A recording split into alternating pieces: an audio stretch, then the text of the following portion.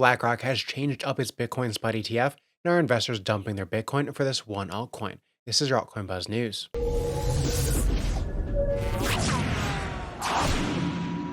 Hey, what's up everyone? My name is Cody Buffington. Make sure to like, subscribe, and turn on notifications so you know when we drop latest content. Follow us on Twitter, AltcoinBuzzIO, and as always, this is not financial advice, and we wish you the best of luck in your crypto ventures. Altcoin Buzz Alpha wants to congratulate you all on a very profitable month of November.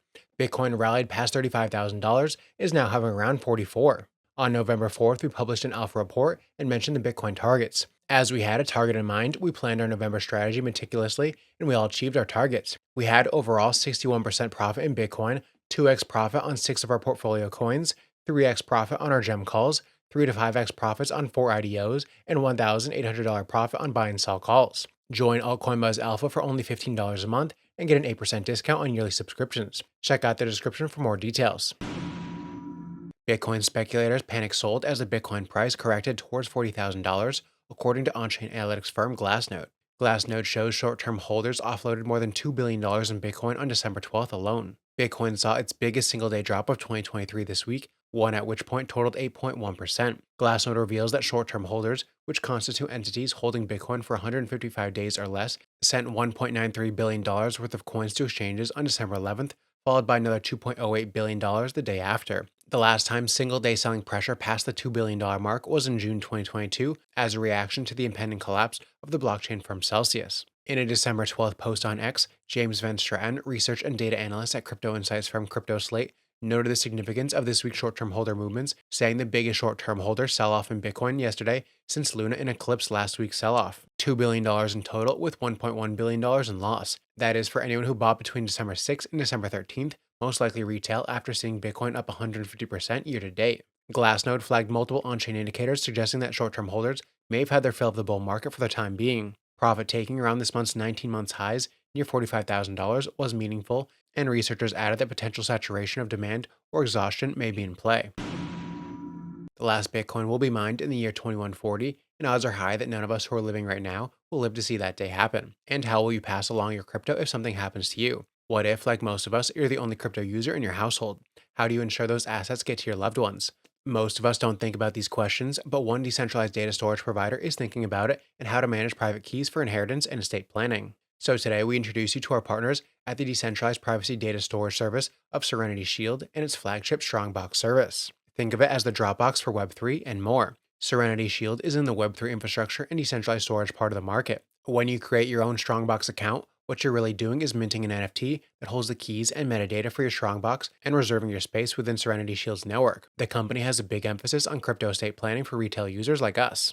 The way it works is that the viewing key on the Secret network, which allows you to see the information you're storing in your StrongBox, is split into 3 different keys. No one key allows full access for security purposes. It's like a multi-signature setup. The first key goes to you, the second key goes to a nominee, which could be a business partner, a child, a spouse, or an investment advisor, and the third key is secured in the Serenity Shield vault. This is all done through smart contracts, and the nominee key is activated only when certain parameters are met, and you need 2 of the 3 keys to open the account. Then the info in the StrongBox, which could include private keys, wallet passphrases, and other crypto information, as well as other important documentation, is available to your nominee for your spouse, children, or other beneficiaries. The token launch just took place about a week ago, so you're still super early in this project. The first major centralized exchange listing is happening as well. On Monday the 18th, their token will go live on Gate.io and MEXC. If you like what you've heard and you want to try it out, Serenity is offering the StrongBox service for free for 6 months. Click on the link below and try it out for free today.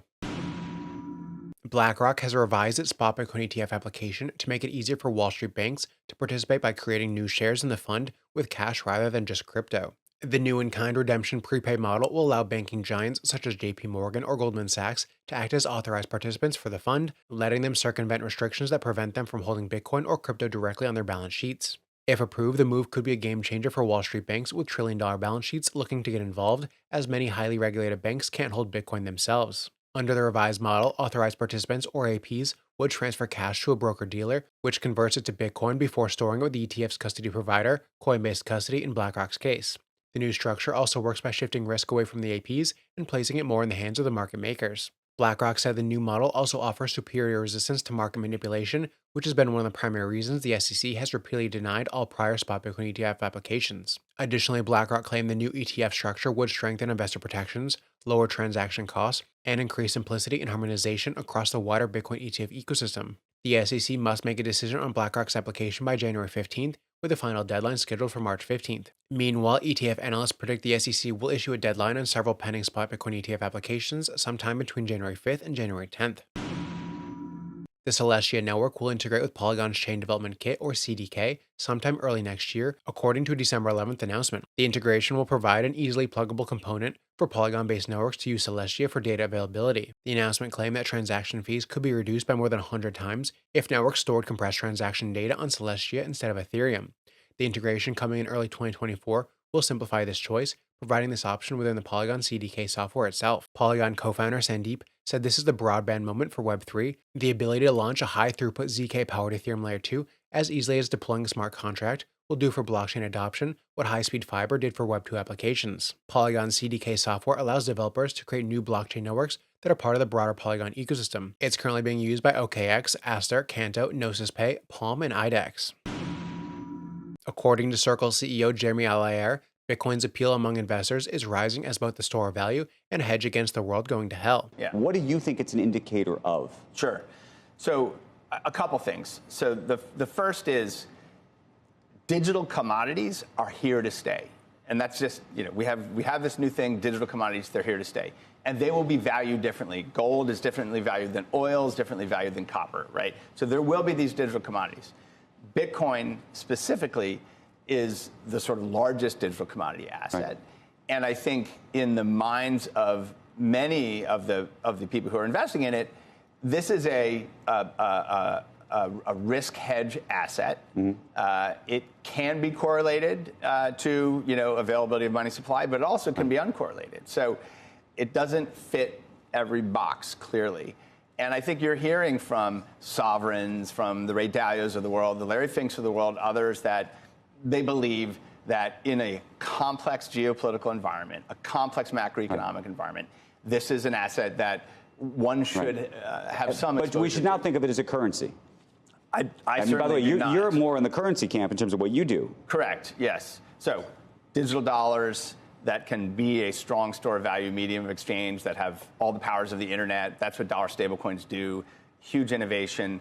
I expect to be explosive in terms of its growth in the coming years. Just a huge utility for dollars on the internet, huge appetite for dollars on the internet.